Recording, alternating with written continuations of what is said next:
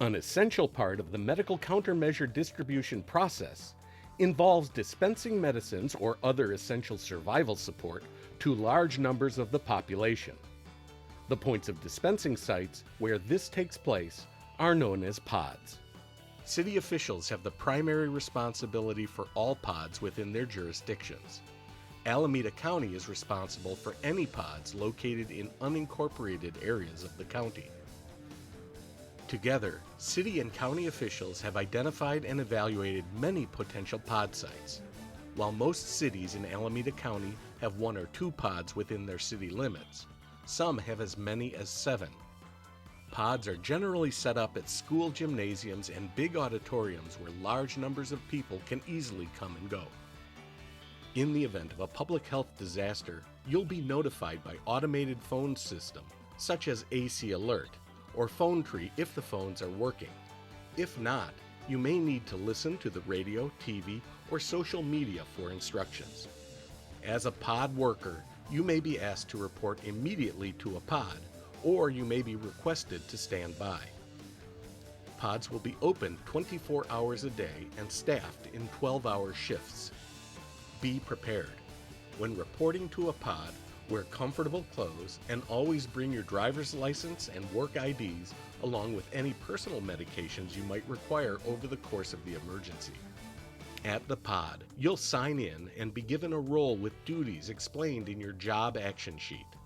Efforts will be made to fit your professional skills, but every role is crucial. You'll immediately be provided medication for yourself, and if take-home prescriptions are involved, additional medication for those in your household. Treating an entire urban community within a small time frame will require everyone to perform their duties quickly and efficiently. Why the rush?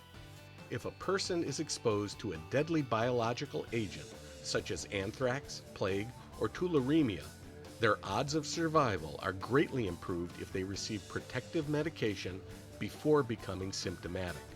The new packaging system used by ASPR puts all medicine on a single wrapped pallet as part of the same lot number. So we no longer have to break down or repackage every container or match lot numbers with individuals.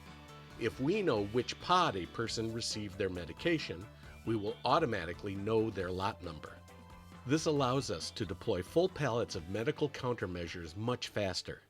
This strategy of providing preventative medication to the exposed while still healthy is called post-exposure prophylaxis, or PEP. For PEP to be maximally effective, exposed persons need to be prophylaxed as soon as possible after exposure. Time is critical. In vulnerable individuals, symptoms may begin to appear as early as 24 hours.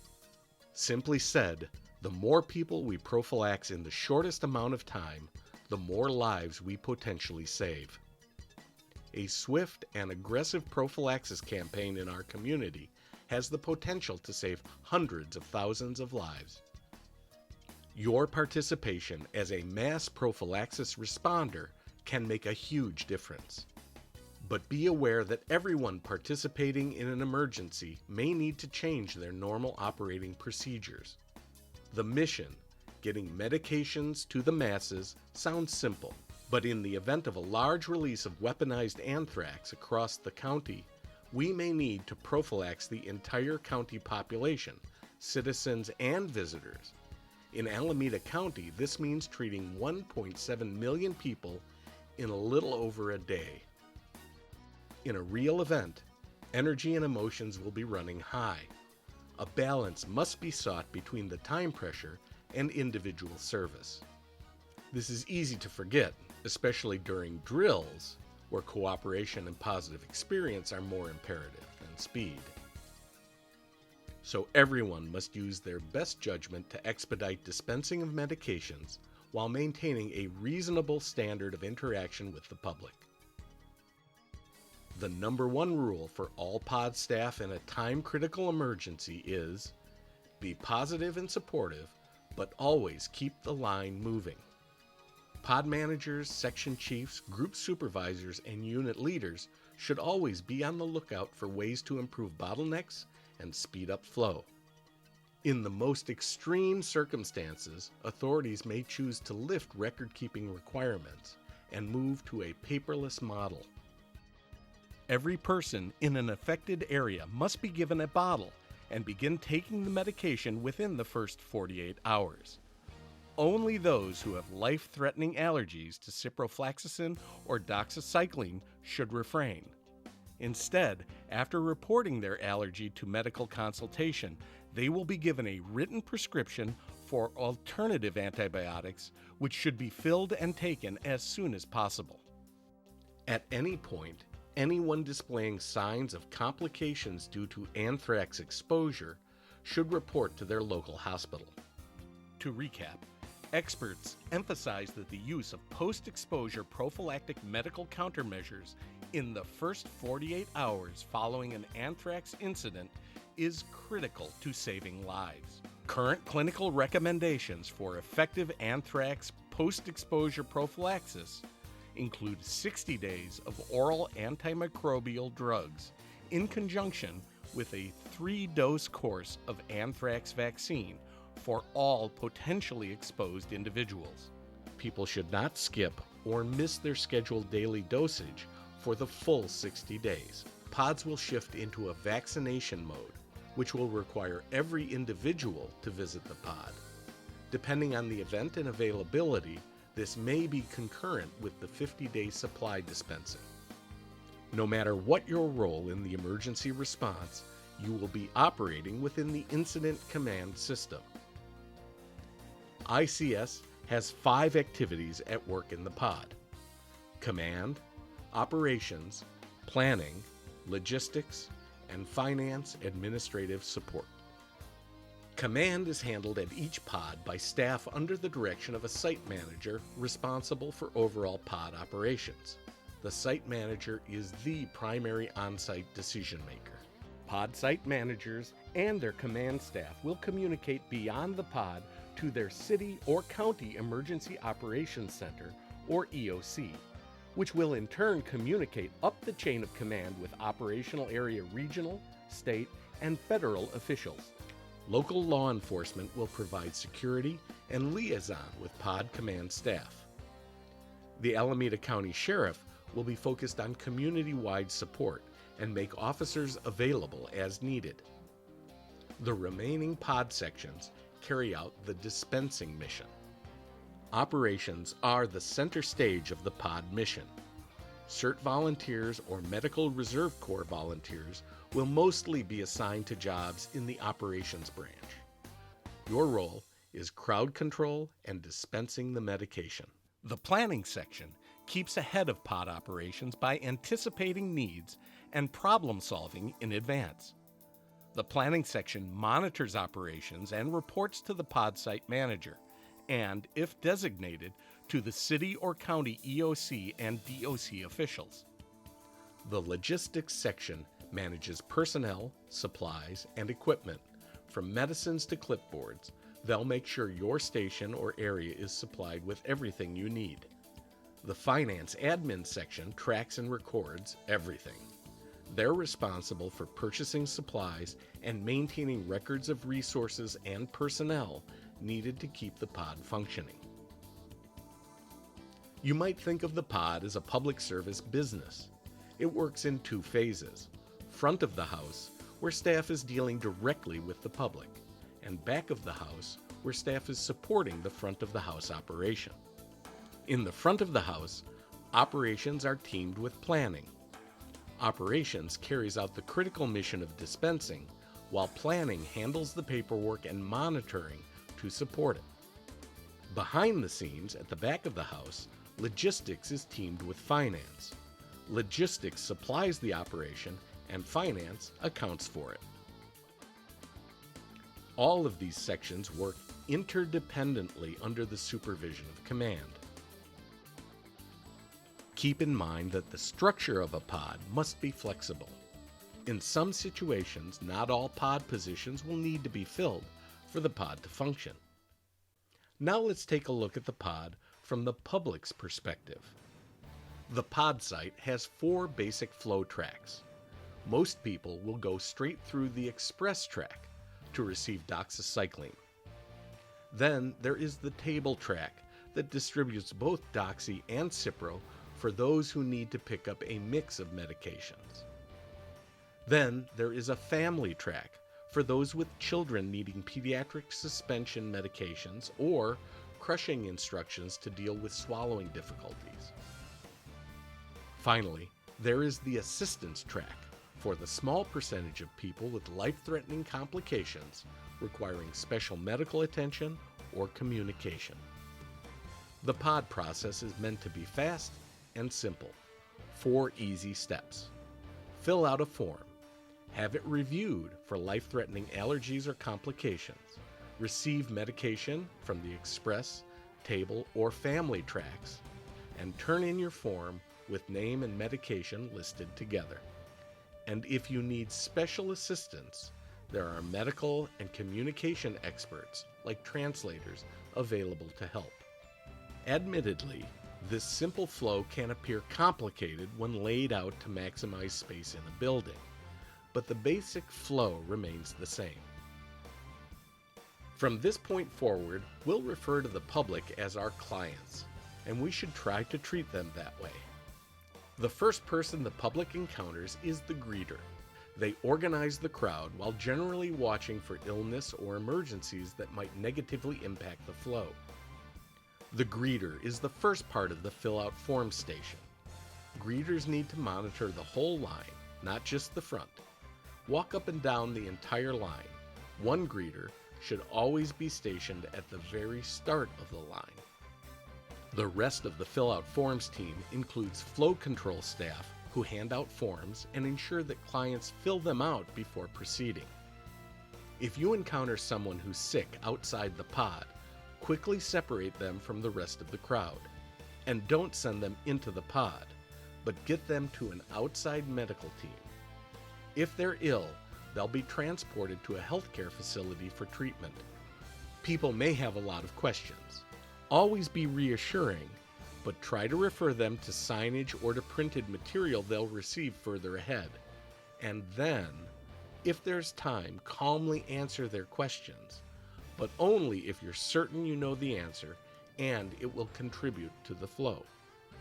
As early as possible, clients should be given antibiotic screening forms to complete. Clients may pick up medicine for other family members, but they'll need to complete screening information for each person.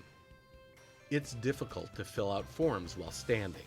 Make sure you have more than enough pens and clipboards to stay ahead of the next station. That next station, show forms, is usually the first bottleneck in pod flow. The forms reviewer mission is to quickly check the screening form and direct people to the appropriate track. The top of the form is the doxy section. Most people will be given doxycycline, which will be indicated by all no answers in step 1. All no answers in step 1 will go right to the express track. A yes answer in step 1 means you continue to step 2 only for that person. Step 2 will determine if Cipro can be used for that person. All no answers in step 2 can go to the table track for a mix of medications. Forms are designed so that any risk will stick out. If there is a yes answer in the doxy questions, then they proceed to the second section of the form. If they answer all no's to the second section, they can receive ciprofloxacin. Other questions will screen for pediatrics and swallowing difficulties. A yes answer to any of these questions will be directed to the family track. The family track has both doxy and Cipro along with pediatric suspensions. The special assistance track is only for those who, according to the form, are not medically eligible due to life-threatening allergic reactions from either doxycycline or ciprofloxacin. Forms are not perfect, and people may be tempted to choose answers overcautiously. Always confirm the reason for a flagged answer. Try to be efficient and fast, but most importantly, be accurate in directing people to the appropriate track. At the pickup medicine station, clients will be given their medicine and medicine for their families if appropriate. Adult dispensing is fairly simple, but pediatric medications can require more instruction. Since dispensing is the second likely bottleneck in the pod, delays at this station should be kept to a minimum. To keep the dispensing tracks moving fast, the assistance track is split off to the side into two service areas: medical consultation and special assistance. At medical consultation, a clinical healthcare provider can make necessary medical decisions, dispense medicine, and write prescriptions relating to the emergency. Here, sick patients will be evacuated to a healthcare facility. The final station in the assistance track is the special assistance area, a one-stop catch-all for any remaining concerns, both medical and otherwise. Its mission is to handle the problems other stations can't handle that might disrupt flow. Use special assistance sparingly. Each special case consumes extra time and resources. Candidates for special assistance include those requiring help with communication, mobility, or sensory impairment. Asthma attacks or panic attacks would go to special assistance. A language not included in the literature might need special assistance. But use common sense. Not all people in wheelchairs need or want special assistance. And just because someone speaks another language doesn't mean that they require translation services. Most clients will have a functional understanding of English that can be supplemented by printed material in their native languages available at the exit. So be diligent not to overwhelm the special assistance track. Depending on the disaster, mental health may also be a special assistance consideration. Psychological first aid can be as important as medical prophylaxis. Large pods usually have staff assigned to mental health. Typically, they're either roaming the pod or in the special assistance area. And while you're busy taking care of others, don't forget to take care of yourself. Take food and water breaks when scheduled, and remember your own regular prescription medications. You might also bring personal basics to have at hand, such as aspirin. No matter where you are in the pod, always do your best to communicate quickly and keep the lines moving. Remember that the plan described here addresses a typical anthrax scenario, but a point of dispensing pod is a useful system for many other types of public health disasters. So, to review quickly, greeters organize people as they arrive while forms controllers distribute forms and pens. Both are on the lookout for any emergencies, like ill clients, who should be taken out of line and assisted. Forms reviewers sort out the 1 in 100 or fewer special cases requiring assistance. Forms review staff should work fast and always be busy, since they often dictate the speed of the line and therefore the survival rate. Dispensing is the primary mission, so those handing out medications must work efficiently. Pre-bagged medications, signs, and printed materials help, but most important is teamwork. The assistance track, which includes medical consultation and special assistance, is meant only to supplement the dispensing operation. These services don't take the place of a family doctor or healthcare facility. The assistance track is primarily for the small number of clients whose health would be critically threatened by receiving medication normally through the express track. For everyone else, working on supplies, record keeping, planning, or support, the pod doesn't function without you. Everyone performs a key role in getting medication to the masses. And everyone affects the speed of the line. Always be reassuring, but keep the line moving, because speed equals survival. Advanced training for station leaders, command staff, and individual ICS sections is available in other modules. Your participation and continued training for public health disasters helps ensure that we're as ready as we can be when our citizens and our communities need us. This pod video series was brought to you by the Alameda County Public Health Department, Office of Public Health Emergency Preparedness, in collaboration with Applied Creative Training.